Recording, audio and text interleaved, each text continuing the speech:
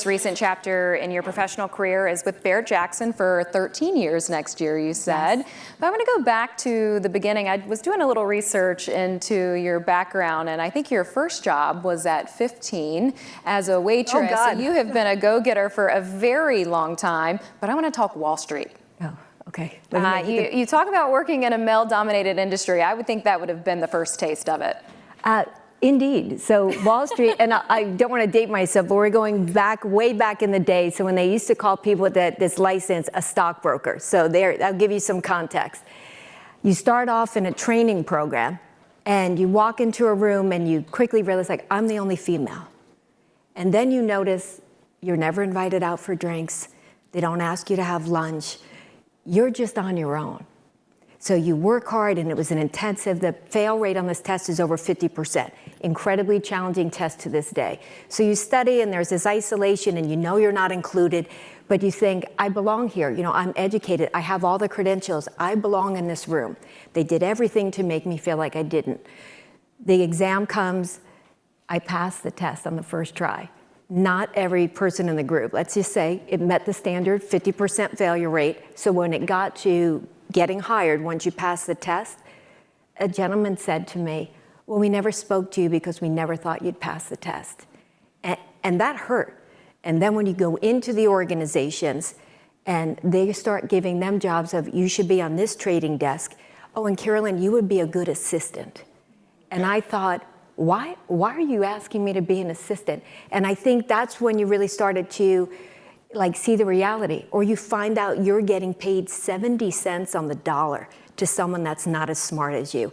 And that's when I think there's this shift early on. And it hurt. You're, bright-eyed, you're out in this space, and you realize it's not everything you thought.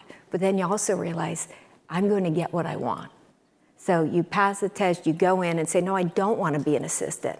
I would like to work in this. I'd like to work in mergers. I'd like to be here and there. So it wasn't welcoming, but it gave you, some chops. You had to fight. Just listening to the story, I just find myself in awe and completely impressed. When you got back into that position of you can be an assistant, how did you verbalize that, no, this is who I am and this is what I'm going to do?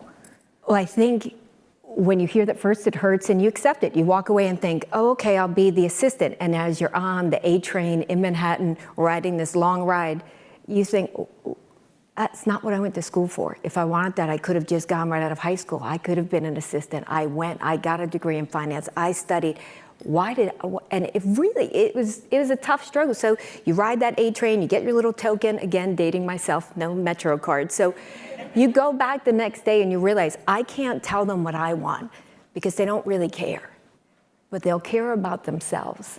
And to say to them, I think I would better serve your organization if you let me bring my entire skill set. So it took a while, but then you were able to go over to a trading desk. And yes, there was a bit I had to accept some of the assistants and prove a bit, which I said, okay, I'll take that. Because I kept saying, oh, I'm so lucky to be here. But then you move over to the trading floor. I think there will be women in this room that might resonate with this. Do you feel that women have to work harder? Okay, please, everyone, just please, all the heads are nodding. So yeah, I think we can collectively, here's what I think. I think initially, if there is a space that we're in, and let's face it, this building, when you walk SEMA, this is a space where, there's, fair to say, a few more men than there are of us, but like walking downstairs, and I think, yeah, you do. Maybe there's, we need to prepare more. When we get into these positions, I think we need to work harder. I just think sometimes I always feel like when I walk into a room, oftentimes in the last 2 decades, you were underestimated. And then you had to prove, and I love when you get a comment 2 weeks into them, say, like working with something like, oh, you're smart. Oh, thank you. Like it had to be this realization.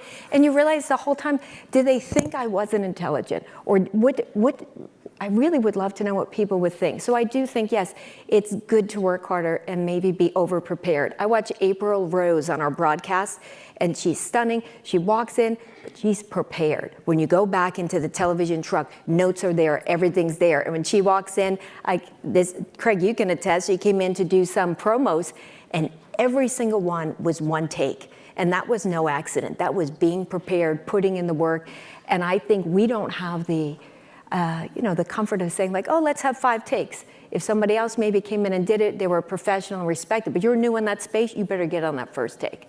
I remember we had a call ahead of our chat here today just to kind of prepare, and when we spoke on the finance chapter of your life, I think my jaw was open the entire time, so thank you for sharing that with the room. As you progressed through your career, I do believe the real estate chapter was next, and now in your current role with brand strategy. How, if you look at the finance part of your life or just those challenges that you overcame, how did you use that as a transition point?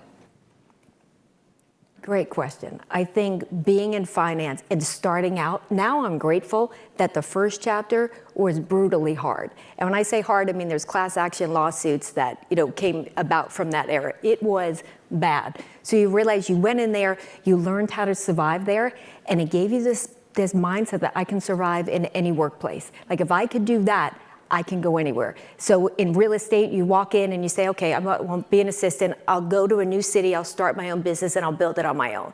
And you're building this business.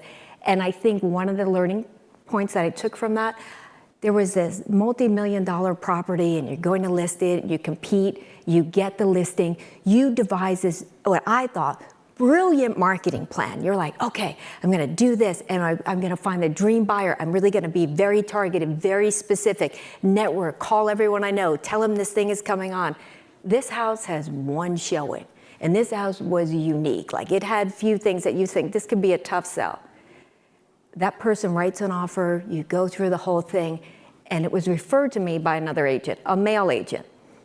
And he called and said, why would my client ever pay you a full commission? You only showed the house once. And I said, oh, I thought you were calling to commend me. That I only showed it once. That I showed it once. I thought you would want to tell me what a great job I did, but you're going to tell me you want to pay me less money. And I said, you can call me about a bonus, but I'm not giving any discounts. You have been quoted as saying that leadership is a state of mind. What traits do you feel embody a good leader, male or female?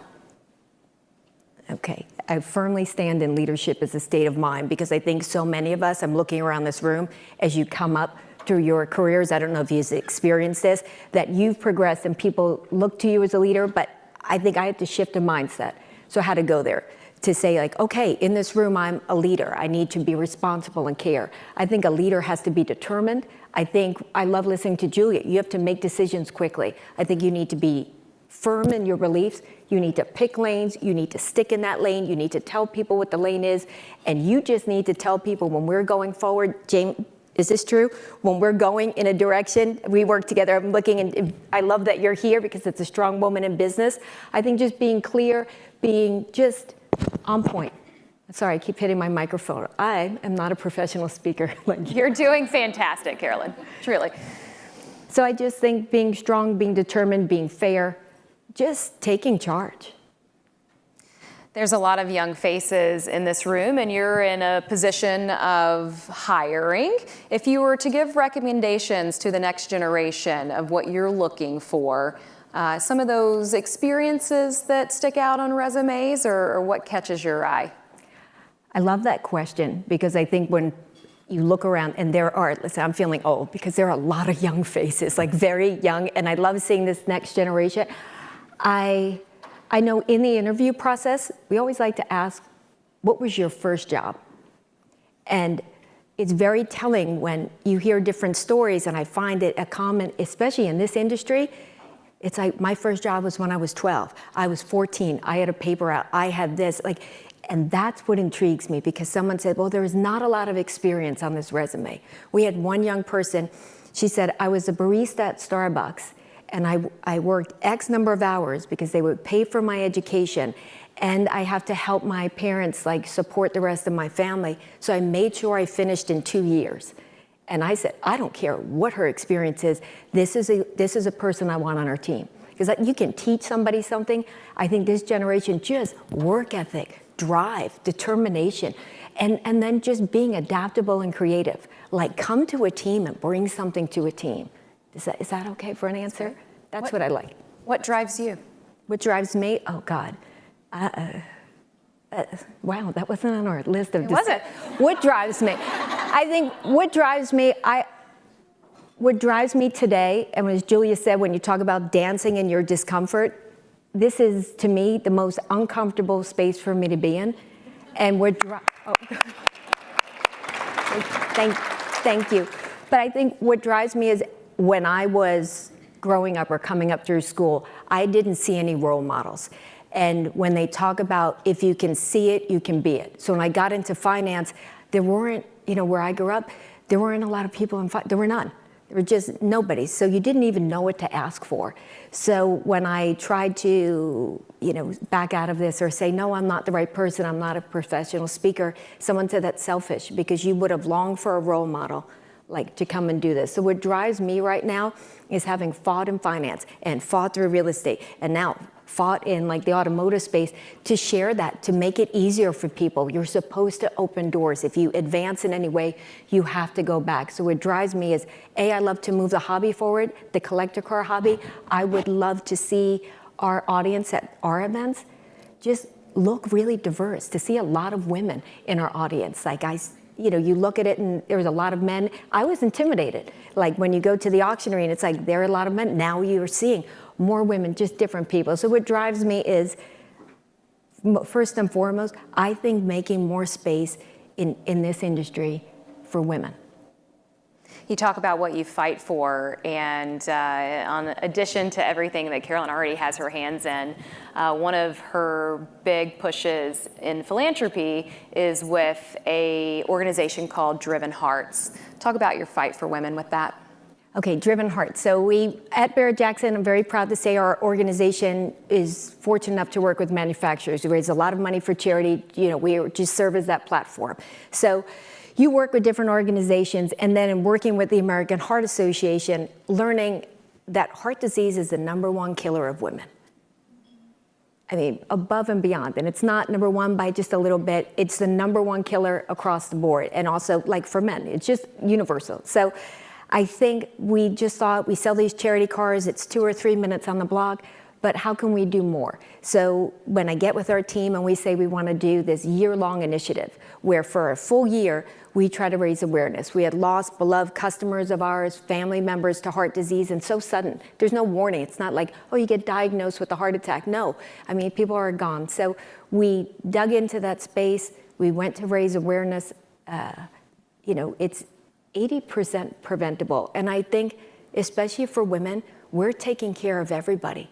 We take care of, like, at this stage, and people like my age, you're taking care of your parents, your kids, but we take care of everyone. We keep these calendars in our head. We know everyone's birthday, who needs their teeth cleaned, who needs this, what the dog needs, dog food, like all of those numbers. So I think, it's so busy, do we take care of ourselves? Do we really? So we try to drive that home. I lost my train of thought for just a little bit there, but I think Driven Hearts, it meant a lot because we run an award for it, like raising awareness. And then like for the men, when I'm looking at my husband, if I asked him about a car, he could tell me his oil pressure is this, is that, but he could never tell me his blood pressure or anything along that lines. But it's been inspiring to do Driven Hearts. It was an award-winning campaign. It reached millions of people, raised millions of dollars, and then people write you letters and say, I never knew I was at such risk of like the widowmaker heart attack, and I did something about it. So I like to think that's something important, that when you are able to give back or do things, you have to do important things and really try to help people. Well, I know you were outside of your comfort zone today, but I can tell you how important this conversation was to everyone in this room today.